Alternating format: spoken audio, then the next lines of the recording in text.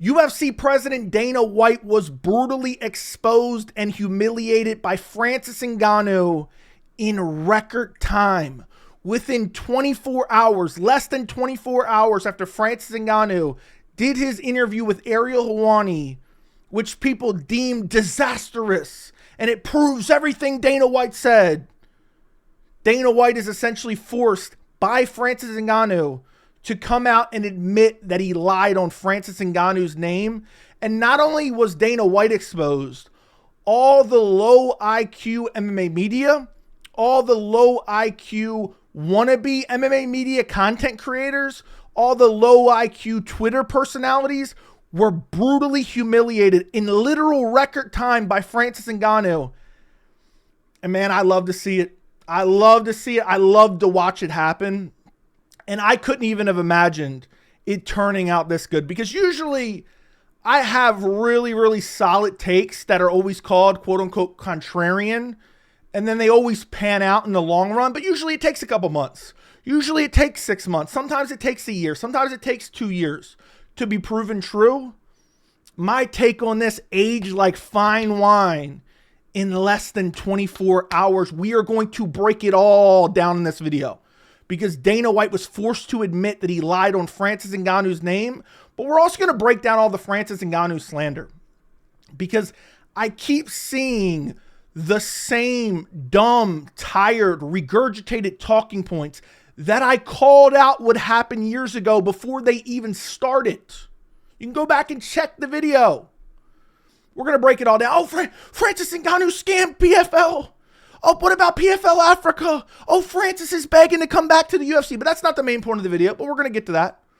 What we're going to check out is a story that Dana White told a couple weeks ago on the Flagrant podcast, where he basically said, and you'll hear it for yourself, you can make your own determination, that Francis Ngannou assaulted him in his office over a performance bonus. When I initially heard this, I said, oh, that doesn't sound very true. It sounded like a lie from the known habitual liar, Dana White. By the way, there's a massive double standard in the UFC, but we'll get to that in a second. Then we're going to check out Francis Ngannou's interview that he did with Ariel Helwani, which people deemed disastrous. Everyone was dumping on him yesterday. And I'll give you my opinion on it when we get to it. But initially, I thought, they kind of have a point a little bit. But I see what Francis was trying to do here. In retrospect, this was an absolute masterclass by Francis Ngannou. And we're going to break it all down, because people keep taking essentially clips of Francis Ngannou out of context and making them into things they are not. But we'll break that down. And then lastly, we are going to get to Dana White's most recent interview, which was done after the Francis Ngannou interview. I don't know the exact timing, but less than 24 hours later, this interview comes out where Dana White admits that he lied on Francis Ngannou's name, or at the bare minimum, highly embellished it. We're going to break it all down in this video. If you guys enjoy these types of videos, make sure to subscribe to the channel. Make sure to like the video. Make sure to turn on notifications. Make sure to share the video as well, because this is about to be a heater. People have been asking me this for a while. I'm so glad I waited. I'm so glad I waited on this one, because this is going to be a straight up banger to add to the Francis Ngannou catalog that I have on this channel. Let's get into it. So a couple weeks ago, Dana White went on the Flagrant podcast, and he was pressed to tell a story about maybe a fighter that he was scared of, or something happened behind the scenes.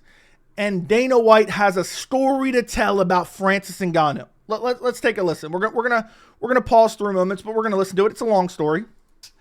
I guess the one I will tell you is, some of them have been public and most of them have not. But, everybody has this thing about Francis Ngannou.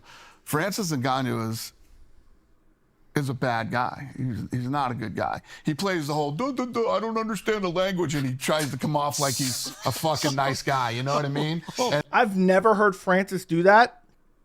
Francis clearly has an accent, but in no way, shape, or form does he pretend like he can't answer questions based on his English speaking ability.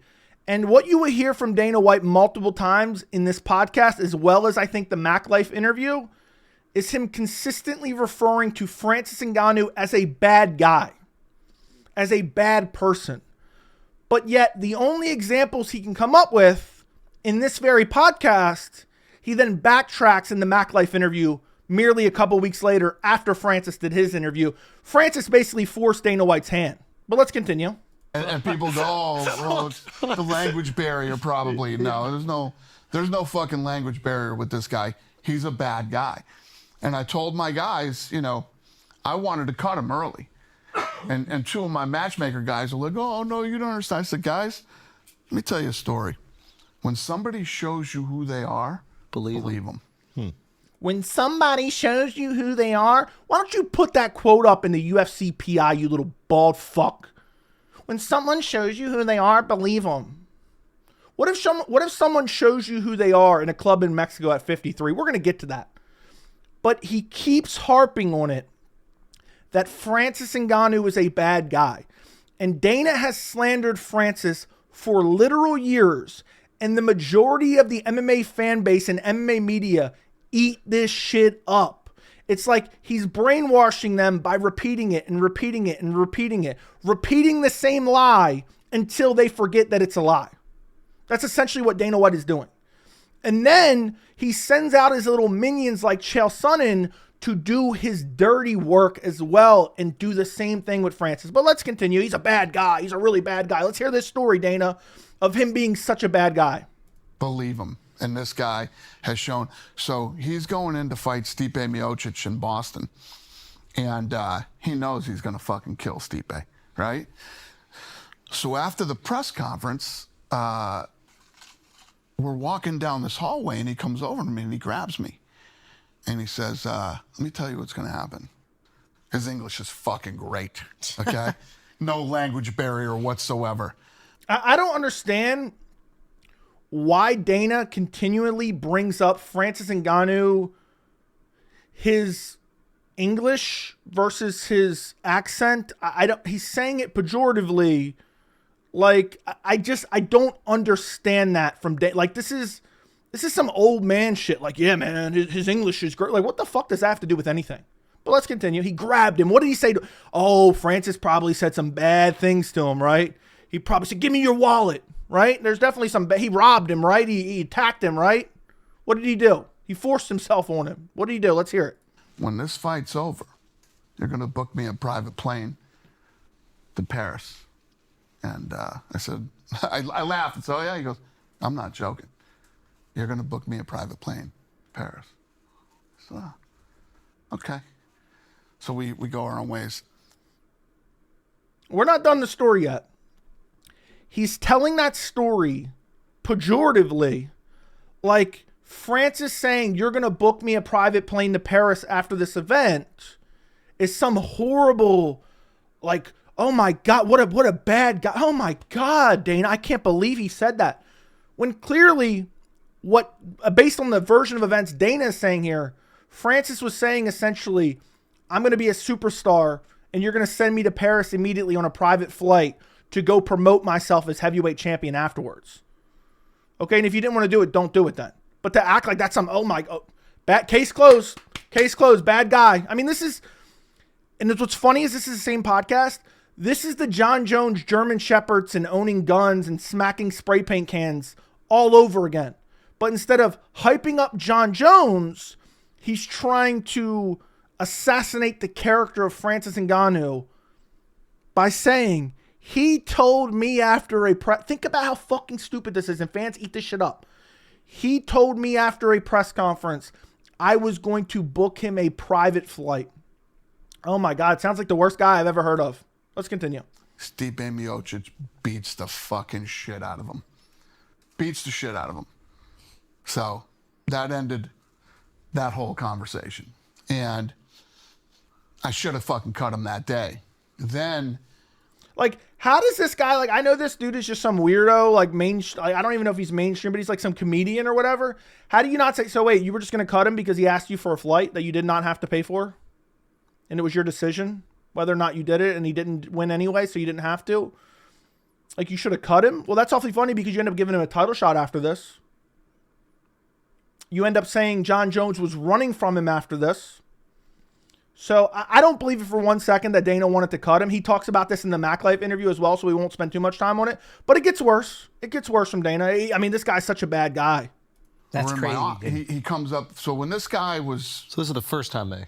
yeah, this is fought. our first sort of No, Stipe and sort of Francis. run-in. Yeah, the first. Yeah. Yeah. So then, you know, when you're an athlete that's signed by the UFC, you know you get full access to the Apex. Performance Institute, and you know you can eat there for free. Everything's free, and do all this stuff. This guy was fucking living there, right? And he had just fought. The guy was living at the Performance Institute. Isn't that what it's there for? So again, and we haven't got to the worst thing Francis did. So example A, Francis asked you for a flight to Paris if he became champion. B, he used the UFC PI for its intended purpose. Okay. I mean, I'm starting to turn on Francis now. I mean, this guy's a really bad dude, man. He's give him the BMF title because he's the baddest man. Let's continue. And he comes up to my office, and you know, he's in the hallway or whatever, hanging out. And I said, "Come on in. What's going on?"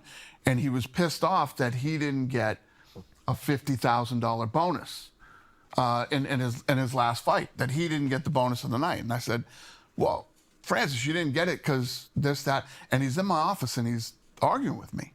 Allegedly, by the way, this was allegedly about the Alistair Overeem KO, where he uppercutted Alistair Overeem's head into orbit. And apparently Ngannou was upset that he did not get the $50K bonus for that brutal KO. Keep in mind, Ngannou was getting paid peanuts at the time because the UFC wanted to re-sign him to a long-term deal. Francis Ngannou wanted to fight towards the end of his deal or fight out his deal. And so he's mad he didn't get a bonus, which you can say that's fair or not fair. But here's where it really, I mean, guys, if you have children in the room, remove them from the room. If you are faint of heart, do not listen to the rest of this scary story from Dana. I mean, this is insane, man. Let's listen to it. Let's hear it. And I'm like, yeah, this guy got this guy got that, and this is why. So the conversation's over. I'm starting to leave, and he grabs me by my shirt. Fuck.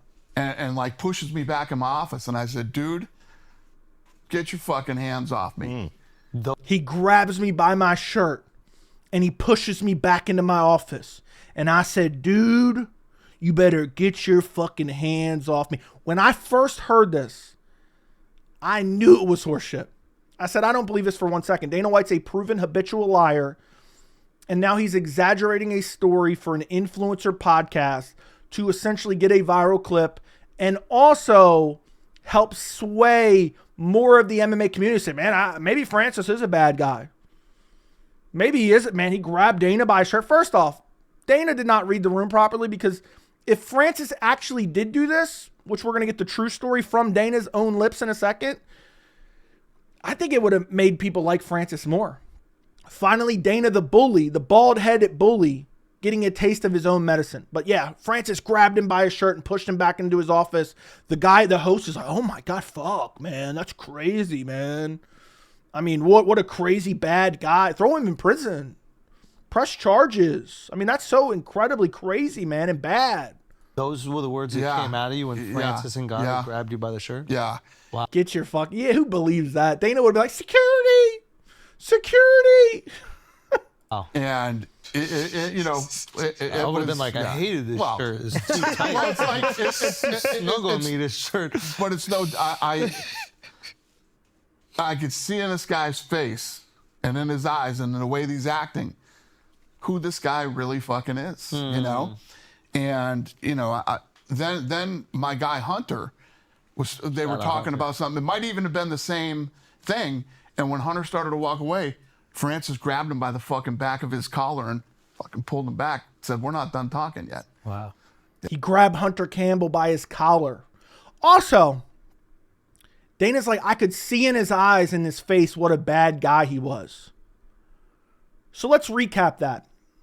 He said he wanted a flight to Paris, a private flight, as UFC champion.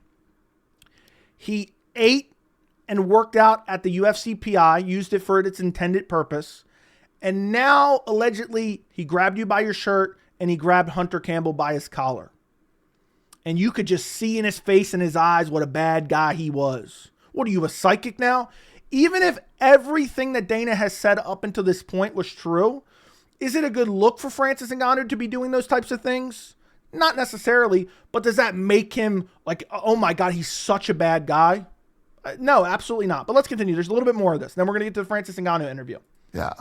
So there was a lot that went into your dissolved relationship. Oh, yeah. So this guy's not a good fucking guy. He's a bad guy. And if you look now he's over and he's done a deal with PFL in Saudi Arabia. And now he's asking to fight, me and Jon Jones need to fight and fucking, I'm sure. Remember that, guys, because we're going to expose that narrative as well in this video. This is all I do when it comes to Francis Ngannou is debunk idiotic narratives that Dana White spews and then the fan base just regurgitates and the MMA media regurgitates. Francis Ngannou is asking to fight Jon Jones at the White House. Remember that, because we're going to listen to what Francis Ngannou has had to say about it. They wish they never fucking signed him. Really? You know what I mean? Yeah. And I don't have to hear one word from any of those guys over there to know. Because I know. I've dealt with him. I know who he really is. And yeah, that's unfortunate. I know who he really is. PFL doesn't want him. That's another narrative we're going to get to as well. PFL regrets signing him. PFL got bankrupted and scammed by Francis Ngannou. All dumb narratives. Well, anyway, so there's the horrible... Oh, my God. We might have to break this into a 3-parter, guys. We might have to break this into another video. I mean, that was insane. What a crazy story. What a bad guy Francis is, if it was true. Which is not, by the way. Anyway, a couple weeks after that podcast appearance, Francis Ngannou goes on Ariel Helwani's show and is asked point blank about it. Ariel actually asked multiple follow-up questions to Francis Ngannou about what Dana White said. We're going to listen to what Francis said, and then I'm going to give my opinion on how he handled it, because a lot of people demonized him for these answers in this interview. And in retrospect, I think this was a media masterclass from Francis Ngannou, and it showed how intelligent Francis Ngannou truly is. Listen to this. Dana White does an interview on a podcast called the Flagrant Podcast with Andrew Schultz, and he speaks a lot about you in a very, unsatisfactory way, in a very not nice way. You've seen these comments, I would imagine. Why am I not surprised? So this time around, it wasn't just, oh, he's a bad guy. He spoke about specific details, specific stories, instances where he claims you grabbed him or you grabbed Hunter Campbell, all this stuff. Can I get your response to this? Did any of this happen that he talked about on this podcast? Well, I think the best person to answer that question is Dana White. You have to ask him whenever you have the chance. You ask him. Well, I won't have that chance anytime soon, but he has said it, right? So Francis just says, well, ask Dana White. Why don't you ask Dana? Which Ariel obviously can't. So Ariel then follows up and says, well, I can't ask him. Well, what I'm asking you. And Francis intentionally does not answer the question. Listen. If I would ask him, he would say, yeah, I said it. That's my POV. The one that we haven't heard about this is you, right? So I would love your side of the story. I kind of at some point feel very ignoring to just have to be responsible of what people say. Basically, if Dana say this, then I'm out here gonna basically defend myself of what Dana said or whomever. I think whatever he said, if he's in peace with, it's okay. Basically saying, look, Dana's continued to slander me for years. You can tell Francis Ngannou's tired of it, and he doesn't even want to play that game. Now, ultimately, in a way, it worked out greatly for Francis, but in a way it kind of backfired because his non-answer, which he doesn't answer again point blank in a second, fired up the sycophants on Twitter, the Dana White sycophants, the people who are like, oh, Daddy Dana, Uncle Dana, we love you. You were right about Francis all along. He's such a bad guy, man. You took him to more dinners. You and Hunter Campbell took him to more dinners, and he was eating at the PI. Oh, my God. But Francis just says, look, I'm getting tired of this shit. I'm getting tired of it. What do I got to do? Basically, every time Dana White speaks about me, I got to run around putting out small fires. I don't even care to respond to him anymore. He would have been, he could have said no comment, but it would have looked the same as this. But I really think this was actually a masterclass because it forced Dana. It forced Dana to actually answer for what he said on that podcast rather than just being brushed over. And there's more to this. Let's listen. But one might say that he's trying to like hurt your character, right? These aren't nice things to say about someone, if not true. Again, why am I not surprised? Right. So you don't want to address any of it. No, I don't find it. I don't find it important in it. I don't find it necessary. At some point, he was, but over time, he's not anymore. Okay. He just does not care to respond to Dana White anymore. People are like, guilty. What a bad guy. Oh my God, he grabbed Dana's shirt. He's such a bad guy. Look at him not answering the question. He definitely did it. He's guilty as charged. You can tell if you actually listen to this full 5 minutes between Ariel and Ngannou. Ngannou's just tired of it, man. Dana White's not important to me anymore. I don't care to respond to every criticism that he has of me. You can just tell he's just tired of it. And he continues a little bit more because Ariel tries to press him more, which credit to Ariel for trying to press him more because this was an interesting moment in the interview. How did you get to that point to where maybe in the past you would want to respond, but now you don't feel like you have to? I don't know. Maybe I'm getting old. I really feel like I have less energy for drama, for stuff. Yeah. I just want to be in peace and people leave me alone. That's all. Mm. Do you think at some point you will be able to be left alone when it comes to Dana White, maybe even have a good relationship? Is this something that you would like? A handshake, hello, how are you? A cordial relationship? He should have been. Yeah. We shouldn't have gone this way.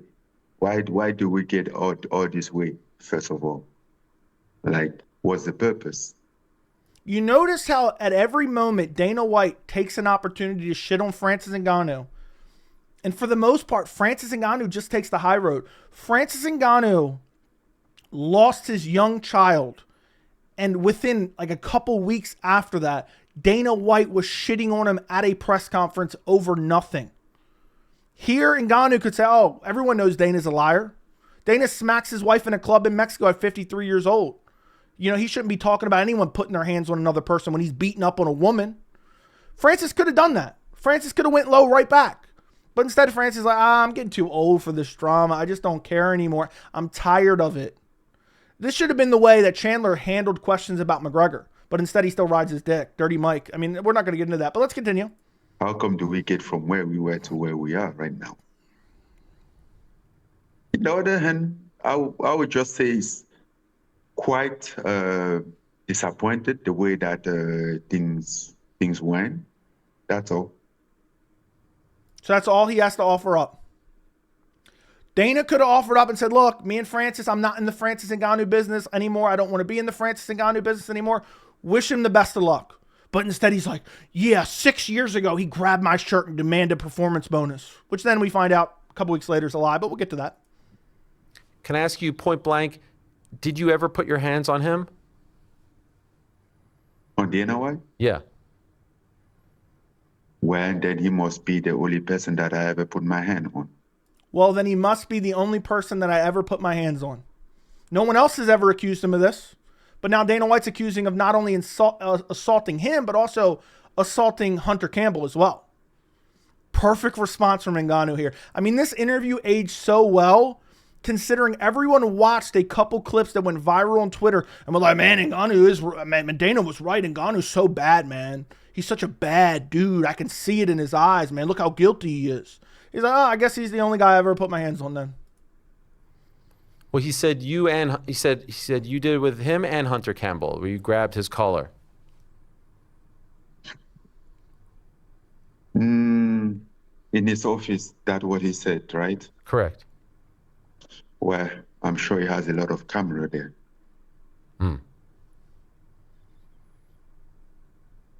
So you would invite him to, hey, show the proof? I'm not inviting him to do anything. I'm not in court. No, I know. But you know, Francis, he's on a podcast. He's saying, hey, this guy's a bad guy. He put his hand on me. He did all this stuff. This is not a good that paints a picture of an ugly scene. You can tell Ariel is trying to coach Ngannou, defend yourself. You're going to look guilty. Defend yourself. But him saying, look, I'm sure Dana White has plenty of security cameras. He would have that footage. You're telling me Francis actually attacked him and Hunter Campbell, right? Because somebody said to me recently, well, how would Dana have that footage so many years later? You know, if that happened, they would have immediately pulled that footage and saved it, right? They would have archived that. But Ngannou's like, oh, I'm sure he has the footage. He can release it. And then Ariel's like, are you inviting him to do that? No, I'm not inviting him to do anything. I'm just saying, if he has the footage, prove it then. And so if someone said that about me, I would feel probably the need to defend myself. I didn't touch you. What are you talking about? You're trying to assassinate my character or something. And so that's why I was curious what your take on it was. Well, if every time that somebody says something about you, then you have to do that, then it's going to be tough. As I said, over time, I just get tired of those stuff. I really saw that and scroll and move. Okay. I get past it. I wasn't even. Yeah, I mean, I should be thinking that you're gonna ask me that, obviously, but I'm long gone from that. Okay. Basically, I don't care what Dana has to say about me. And pushes it off to Dana. Well, someone needs to ask Dana to get clarification. And that's exactly what happened in this Mac Life interview with Oscar Willis. Dana, all chummy here.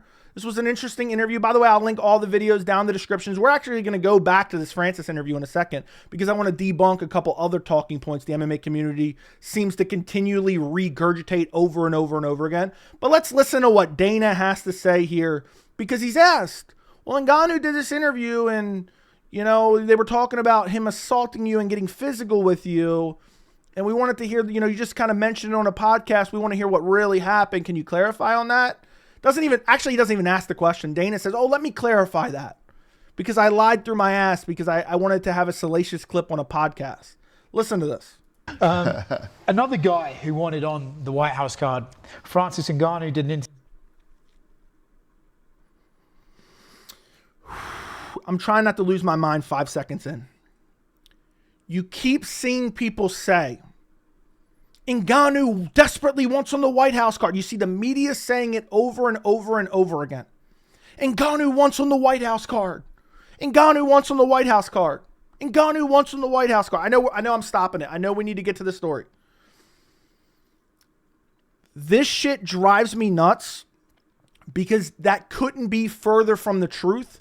And we're going to come back to it in a second with actual receipts instead of dumbass MMA media just regurgitating whatever headline they read on Twitter. Okay, we're going to get back to it in a second. Interview with Uncrowned today, and he said his PFL deal is coming to an end and he would be interested in coming back to fight on the White House card against Jon Jones. You've made it clear how toxic that relationship got. You brought up the story about the physicality and everything like that. Is there a world where you guys work together again and you think it's... Let me be clear on something, too, when I say the physicality. Let me be clear. Let me clarify. Because I said he's such a bad dude for assaulting me, for grabbing my shirt and pushing me into my office. Whoa, Oscar. Let me pump the brakes. Let me clarify that. I lied. I actually lied there. It's not like Francis Ngannou came in here and like threatened us, you know, or did anything like that. But as men, everybody who is a man knows there's these situations with that, you know, we're in there and he's telling me that I deserve the 50,000. I want. Listen to this word salad. Sometimes as men, and there's things as men, and he said he wanted the 50. I mean, listen to this word salad. Dana's tripping over his own words because he lied. He embellished the story at the bare minimum. The 50,000. I said, and I get it. This guy fought whoever the fight was on the card. We had determined that they were going to get the 50,000. And I'm in there with them for however long we're talking, and I'm like, I'm done. And I had another meeting. So, and this guy just used to wander around UFC headquarters like this was his house. This guy, again, said pejoratively, he used to walk around the UFC PI. Is that a fucking crime? I don't even know if that's inconsiderate at the bare minimum. He walked around the UFC PI. He ate here, which is what Dana says in a second. I cut it off a little bit here. Listen to this. I literally spent the whole day here. Breakfast, lunch, fucking dinner, you know. So I started to walk out and he put his hand on my chest. He says, "We're not done talking yet." And I said, "Oh, we're fucking done talking." Mm-hmm. You know, it's not like, you know, Francis Ngannou came in here and was like physically, but that's what went down. Mm-hmm. And that's a far cry from what he said on the Flagrant podcast. That's a far cry from what he said here. And so it went from he grabbed and shoved me to he lightly caressed my chest. I mean, let me see if I can find, I don't want to replay all this, but let's see if we can find the exact moment. The conversation's over. I'm starting to leave. And he grabs me by my shirt. Fuck. And like pushes me back in my office. And I said, "Dude, get your fucking hands off me." Mm. I mean, listen to this side by side. It's going to just be glorious compared to this. We're talking and I'm like, "I'm done." And I had another meeting. So, and this guy just used to wander around UFC headquarters like this was his house. This guy literally spent the whole day here. Breakfast, lunch, fucking dinner, you know.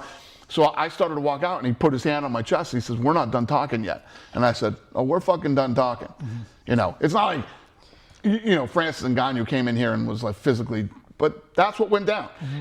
And that's what went down. So it went from he grabbed my shirt violently. Okay, I'm exaggerating a bit, but that's the way he made it seem. He made it seem like Francis grabbed his shirt by both hands and pushed him up against the wall and said, "You're going to give me my $50K bonus." And now we were talking in my office. He eats breakfast, lunch, and dinner here at the UFC headquarters, and he uses the PI to train. And I tried to leave because I had another meeting, and he touched my chest, but he didn't actually get physical with me. This is now the news story just a couple weeks later, and he gives away the game. Oh, well, I tried to give him something on the podcast. He gets to that in a second. I tell you guys all the time, we're in the fucking fight business. Mm-hmm. Shit happens. But here you are crying about a guy lightly caressing your chest. I don't understand. Like, I understand all these dudes are basically sycophants. Oscar Willis is a sycophant. He's not going to really push back. Well, Dana, you did say he grabbed you and shoved you back into your office. Now you're saying he touched your chest. Which is it? Which is it, buddy? Like, I mean, that would be a simple question. Dana White would fold. He would melt into the floor.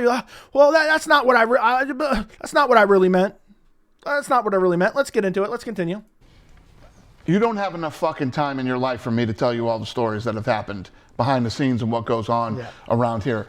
And this is why I don't like telling them, you know? Yeah. And because you grossly over-exaggerate them, and then when someone actually follows up with you, you're like, well, I guess that wasn't really true. I truly believe that a lot of shit is man shit. It's man to man. We have the shit with Francis. And listen to this. A lot of this stuff is man shit, and it's man to man with Francis. He gives away the game in a second. Listen to this. You know, he was, when I did Schultz's podcast, you know, he was pushing me on some stuff. So I gave him that one. Mm-hmm. And, you know, my whole thing with Francis is. So I gave him that one.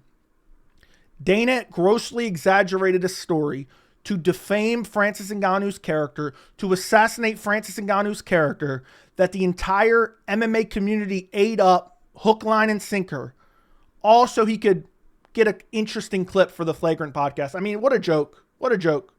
I have this philosophy where when somebody shows you who they really are, believe them. Mm-hmm. And there was nobody more into Francis than me. Pause. When someone shows you who they really are, believe them. Now, I want to operate under the assumption that the initial story is true. Francis grabbed his shirt, pushed him a little bit back into his office, and says, "I want the $50K bonus." I do not think that's a good look. I do not think that's indicative of a great character. But at the end of the day, we don't know. Could emotions have been running high? But now, when you get to the watered down, tame version, probably real version of the story, after Ngannou says, you have to ask Dana. Ask Dana, ask Dana, ask Dana, ask Dana. Media masterclass from Ngannou. And then Dana goes, "Oh, well, he touched my chest."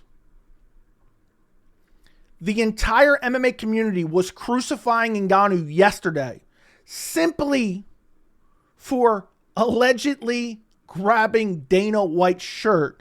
And now it's, oh, he lightly caressed my chest, is essentially what happened. And there's more to this interview. Okay. When I met this guy, I was like, holy shit, you are what a heavyweight fucking champion looks like, all this shit. And I was all in on Francis. I mean, early on, I had Francis sitting behind me in the fucking Zuffa section in my seats. And then we were in Boston and he showed me who he was. Yeah. In Boston, he asked for that flight. Sometimes I just think I'm on an island, man. Guys, women, whoever's watching this video.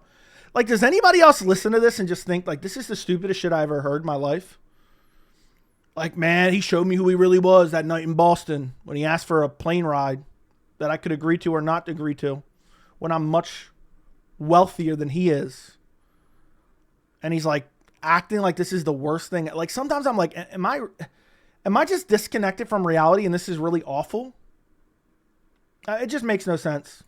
So I told the fucking boys, he lost a couple, and I said, I don't want to be in business with this guy.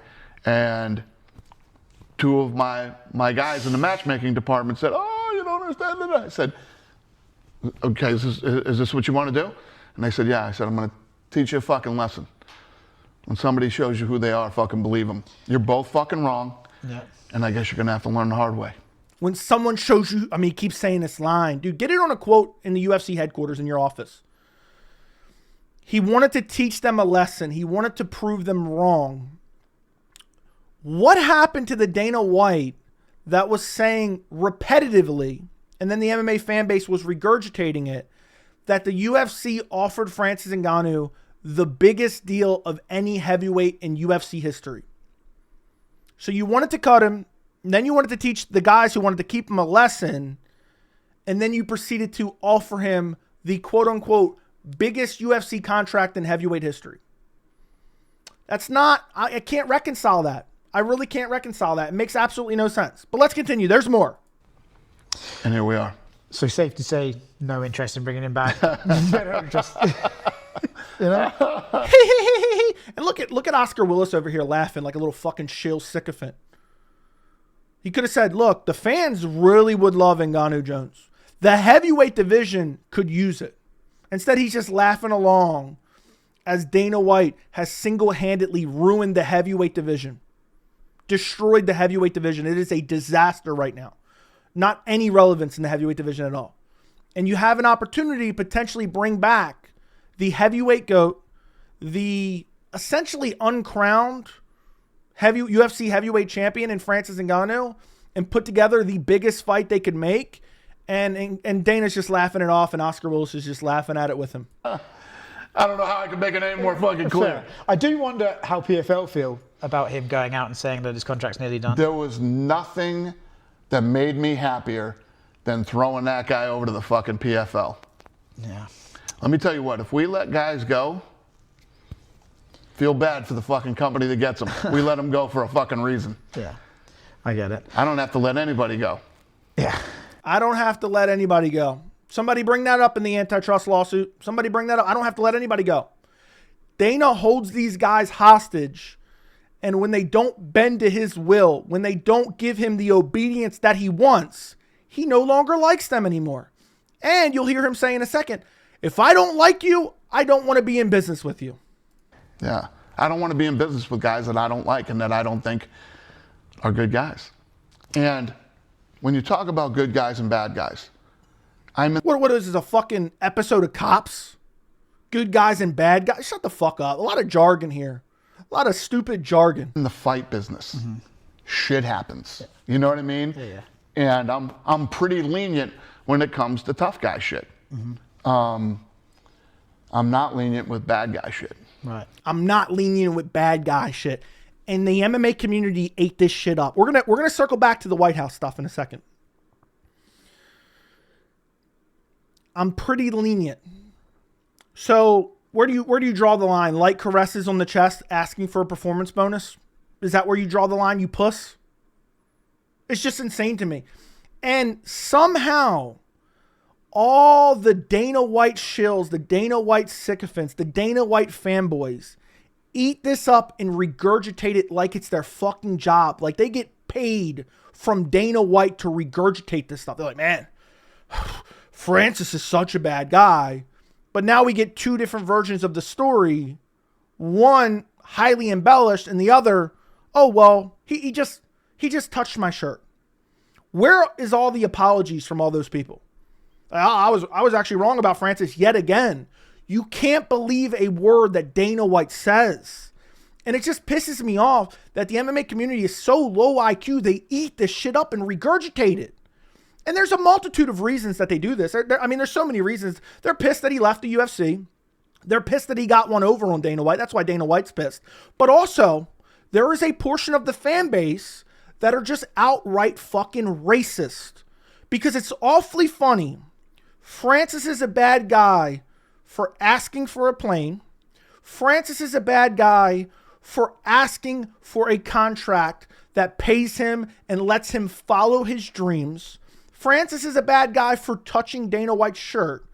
The MMA community crucifies him along with Dana White, but these are the same people that defend Dana White when he's slapping his wife in a club in Mexico at 53 years old, beating his wife in public at 53 years old in a club, smacking her up. They'll defend this guy, but man, Francis Ngannou touches Dana White's shirt. He's a bad guy, man. He's a horrible guy. Throw him in jail. They are allowing Dana White to character assassinate Ngannou simply because Dana White is pissed that Ngannou got one over on him and got a better deal and made more money in 2 fights outside the UFC than he made in his entire UFC career. And you have these same people, these racist fucks, defending Dana White as he beats his wife. You also have these same people who, they just defend Conor McGregor when he beats up a senior citizen in a bar for not taking Conor McGregor's drink. You have the same Conor McGregor who was found civilly liable for sexual assault. And these same fans are like, McGregor's innocent, man. McGregor's innocent. She was asking for it. Maybe if Ngannou would have pushed Dana White back into his office and forced himself on Dana White, they would have been like, Dana's asking for it, man. He had that bald head oiled up. Maybe then they would have defended him. But the amount of backlash that McGregor gets from the fans and media, the amount of backlash that Dana White got from fans and media, most of them coming to his defense, but yet they're mad at Ngannou for trying to set his family up with generational wealth. And again, I'm not saying it's the only reason, but I'm telling you it is a fact that a lot of these motherfuckers are pissed off to see an African immigrant get one over on Daddy Dana White, the guy that they're bowing down to. Oh, Dana, you're so rich and powerful and great, man. You run this sport. You're so great. We want to worship you because you're rich and powerful. And they don't like that Ngannou got one over on him. And now he got another one over on him. They're going to be seething. They consistently move the goalpost. And if you actually, imagine you wrote this down and then somebody who had no understanding of the situation just read it. You wrote it down oh, guy A asked for private flight. He touched his shirt. He ate at a place that was advertised to be able to eat and train at. And now he's a really bad dude. But yet they're defending this guy. There's other examples too. They're defending this guy. And then you have this. Dana White doesn't want to be in business with Ngannou because he's a bad guy. But you have Jon Jones with this, also with a slew of other charges. So Dana White, on top of all that, is an outright hypocrite. An outright hypocrite because he glazes Jon Jones nonstop. He's in business with Jon Jones. He acted like Jon Jones was ducking Ngannou when Jon Jones was trying to negotiate a new deal. But yet, Jon Jones does all these things, hit and runs, DUIs, gets arrested for domestic violence, which was eventually dropped. I guess these guys aren't bad guys. And there's other examples. I could pull up other examples. It's just baffling to me how dumb some people are that they buy up this garbage, absolute garbage from Dana White, and he gave away the game. He said, I just had to give them something. And PFL, man, I know they regret their decision. Everyone's like, oh, he bankrupt. He scammed PFL. What a joke that is, by the way. But I want to jump back. I want to jump back to the Francis Ngannou interview because a lot of people keep saying Francis Ngannou wants to fight Jon Jones at the White House. I think Francis Ngannou would be open to taking a contract with the UFC and fighting at the White House against Jon Jones, but that's not what he said at all. So let's actually skip ahead to in this Ariel interview. We're going to listen to what he has to say because Ariel frames it the same way because apparently Ariel doesn't do his due diligence either. He just reads on Twitter. And Ngannou's like, I never said that. We're going to go to the original source material. Don't worry, I already dug that up. Listen to this. You talked about wanting to fight Jon Jones at the White House. No, he didn't. And I'm going to prove that to you in a second. Right? Did I say that? There was some talk about that. You said that would be the biggest fight on Twitter. You had mentioned that. Yeah, I mean, yes, if that could have happened. Right. That would be the biggest fight if that could happen. He never asked to fight. To this day, I've not seen a single source that he's asked to fight there ever. And we're going to go again to the original source material in a second. I want to watch the rest of this. What I'm asking is, obviously, that would be a huge deal. We know you've always wanted that fight. Would your PFL contract end before that event happens so that it would work out to where you could explore that as an option? Yes. Oh my dear. This is interesting stuff, Francis. By the way, people were like, look, he scammed PFL. He scammed PFL. He said his contract's going to be up. Even Oscar Willis was saying the same shit in the Dana White interview. I wonder how happy they are with him saying that. Oh, he's not allowed to answer a question about when his contract's going to be up? Oh, he only fought once for PFL. When has he turned down any fight? But we'll get to that in a second because there's more on that. What do you think's going to happen? Do they have to give you a fight? If I were you, I wouldn't be that excited. Why? What do you mean? This is basically saying there's no chance of him fighting Jon Jones. It's not going to happen. He barely entertains it here, but for some reason, people act like Francis is begging to come back to the UFC. He's begging to fight Jon Jones. Simply not true. This is what we get excited about. This is our life and your life and the sport. And we want to see you in big fights. That's true. But that fight being so complicated. I know it's complicated, and I know it's probably a long shot at this point, but I think what's interesting is you could be a free man. So there you go. He's like, basically Ngannou says there's no shot it's happening. So I'm not even going to entertain it. I'm paraphrasing. I'm editorializing. But that's the reality of the situation. Did Ngannou seem like, yeah, put me on he didn't sound like Michael Chandler. They're acting like he's Michael Chandler begging to fight on the White House. It's not true. And we're going to go to the original source material. Because here it is. Here it is. It is Francis Ngannou in an interview with TMZ, a 5-minute interview with TMZ. Everyone's like, he's begging to come back. He wants to come back. These people who have moved the goalpost over and over and over again for a multitude of reasons to try to slander this man. So again, you've probably heard it yourself. There's probably people out there, good faith people, who have heard, yeah, Ngannou wants to come back and fight on the White House card. This is the original source material that has all the media running those headlines, and even people like Ariel and Oscar Willis from the Mac Life is regurgitating it as well. Listen to this. Which is a bigger fight to make in the White House? Jon Jones versus Alex Pereira or Jon Jones versus Francis Ngannou? So that's the question that even prompted him to talk about it. And, oh, yeah, he definitely begs to fight at the White House here. He doesn't just kind of, say, blows off the question. He definitely doesn't do that, right? You know the answer. You don't need me for that. Oh, he's begging for it, right? He's begging for that White House fight, right? You know the answer. But the guy follows up. Should I answer? Yeah, I mean, do you really need me to answer, Steve? It seems like that could be a big one, though. If they're looking to put together the biggest card of all time, maybe PFL UFC could figure it out. That would be the fight to make. Biggest fight of all time can only happen with Jon Jones and Francis Ngannou. Biggest fight of all time can only happen with Jon Jones and Francis Ngannou. That is Ngannou begging to come back and fight Jon Jones. Never asked for it. Never even implied that it would happen. Just said, look, if that fight did happen, it would be the biggest fight, which I agree with him. That's a fact. But we'll let it play the rest of it out just so you can get full context of him begging for the White House. That's all what I can say about that. No disrespect for other fights or for other fighters. I think I respect all the fight and all the fighters. regardless of if they fight the main card or prelim or whatever or wherever. I think great fights still happen everywhere. I became a weight champion in the Apex, so with no crowd. So I respect fight as long as it's a fight. People putting in, it's not about the place, but if you want to say biggest of all time, you make it biggest. There you go. Francis groveling at the feet of Dana White, begging for a fight at the White. There's probably people seeing this for the first time. They're like, wait, that's all he said? That's all? Because there's no media literacy, and you have these fake-ass content creators, these fake-ass media personalities, like, man, Francis really wants to come back. That is the full context right there. And even Ariel's running with it. Francis has never even expressed, like, yeah, I would want to. No, he just said, if me and Jones would be the biggest fight you could put on that card. When he was prompted, he didn't even bring it up.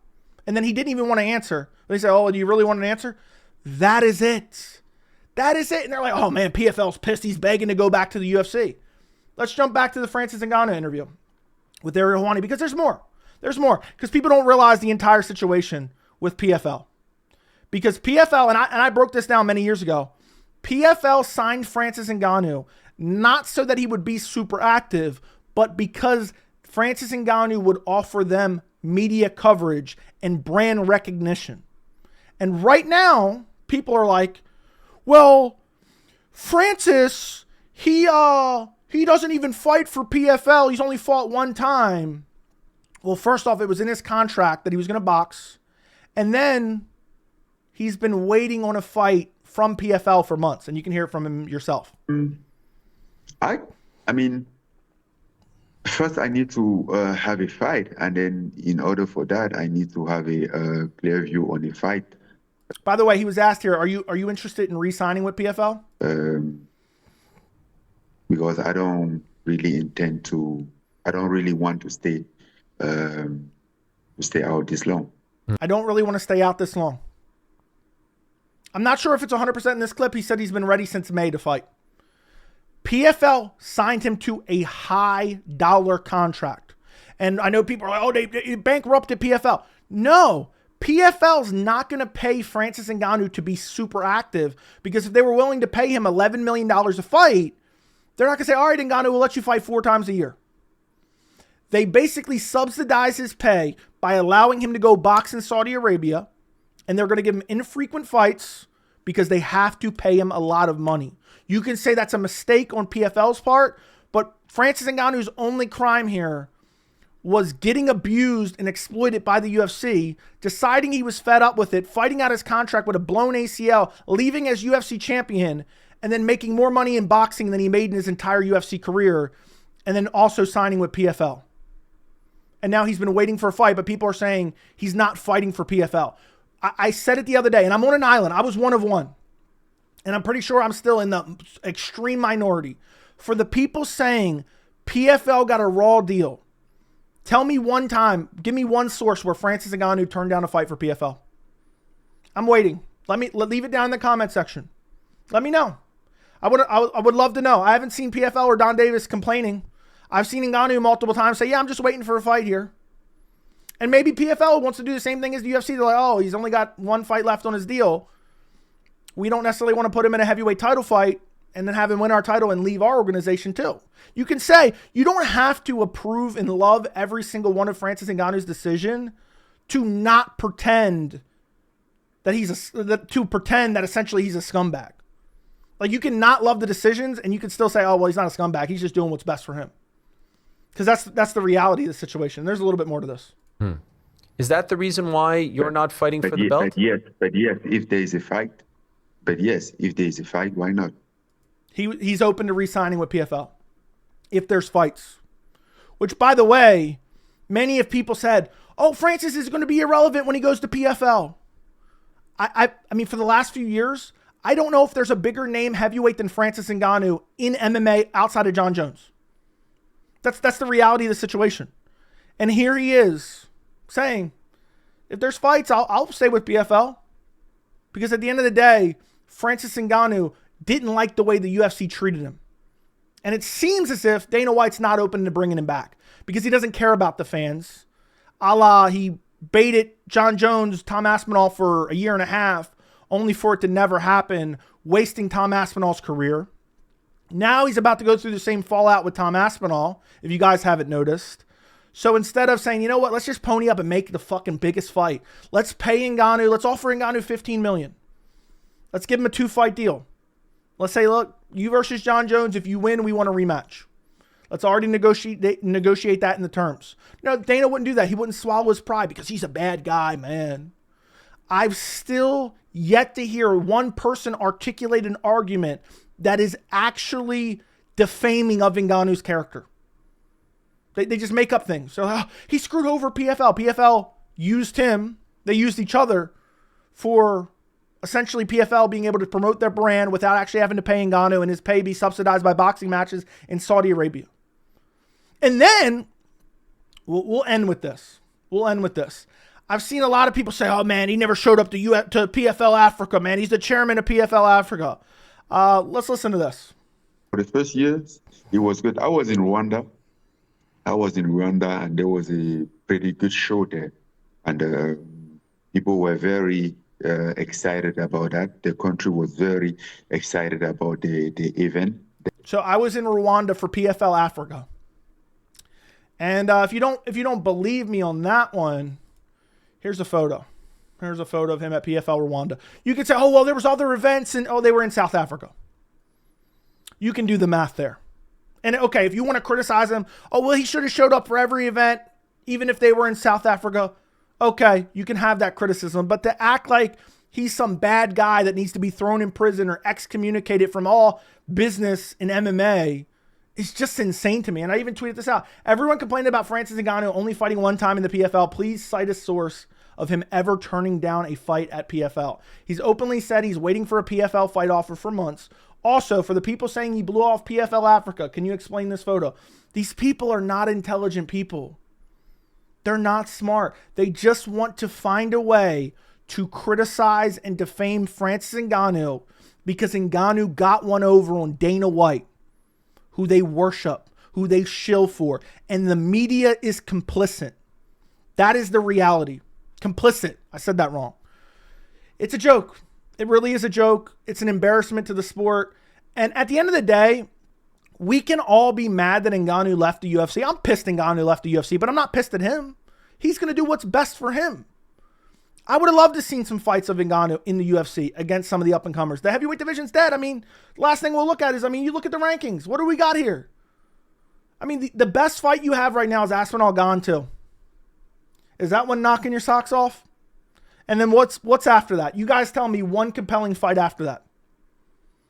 But Dana can't pony up and swallow his pride and pay Francis Ngannou and reconcile with Francis Ngannou, a guy who hasn't really said anything too bad about Dana, to try to save this heavyweight division. Because imagine Ngannou joins back up. Imagine Ngannou joins back up. And then Pereira maybe comes up as well. Then we start to get really interesting matchups, at least for the next 2 years. Because right now, this division is just dead. And this is why I haven't cared about the heavyweight division historically for the last few years. Because Dana White killed the division and the fans co-signed that shit. And they've hated on Ngannou and they've continued to move the goalpost over and over and over again without facts and logic on their side. And because it's such a popular opinion, the appeal to popular opinion fallacy, people believe because it's a popular opinion, that means it's true, even though it's not. And there's people out there, they don't have any media literacy. They're probably watching this video like, holy shit, Joe, I didn't even know all this. And they've heard these dumb narratives. And if you actually listen to the full context, you're like, oh, okay, that makes sense. Every single one of these narratives is just beyond dumb. Like, never forget, Dana White, we'll pull this back up. Dana White was saying, we offered Francis the biggest and best deal ever. He was offered more money here. Literally like a minute before or a minute afterwards, he was like, yeah, Francis is so greedy. All he cares about is money. So which is it? Which is it, Dana? I'm just tired of it. And I'm glad that Francis, even though people acted like he got brutally exposed in this Ariel Helwani interview, he actually exposed Dana White. And I know all the weirdo, racist MMA fans are licking their wounds today because Dana got humiliated in record time and had to expose his own lies. Because Francis said, just ask Dana. Just go ahead and ask Dana. Imagine if you had real media. Imagine you had real media. Well, Dana, you're saying he's a bad guy. Can you give me one example of him actually being a bad guy? Because, you know, I would think being found civilly liable of sexual assault is pretty bad. I would think punching an old man in a bar is pretty bad. I would think smacking your wife up in a club in Mexico at 53 years old is bad. And if Ngannou's bad for grabbing your shirt, which is now touching your shirt, then what does that make you guys? And you don't want to be in business with bad guys, yet you want to be in business with Conor. You want to be in business with Jon Jones.